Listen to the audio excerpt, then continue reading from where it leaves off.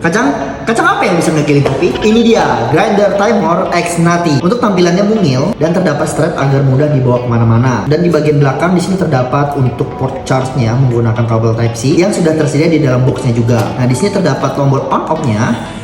Dan terdapat indikator baterainya di sini. Untuk kapasitas kopinya dia mencapai 60 gram dan untuk kapasitas penampungan kopinya maksimal di 40 gram. Untuk bornya sendiri dia menggunakan bor stainless dengan 5 core dan untuk settingan green size-nya ada di bagian bawah juga. Di sini juga terdapat indikator untuk panduan green size-nya. Kalian mau diklik yang berapa. Di bagian bawahnya juga terdapat base dengan lapisan rubber agar dislip. Untuk warnanya sendiri terdapat 3 varian warna, ada warna hijau, hitam dan juga putih. Untuk kalian yang sering traveling atau punya mini kopi bar, ini dia salah satu teman ngopimu yang gak bakal ngacangin kalian.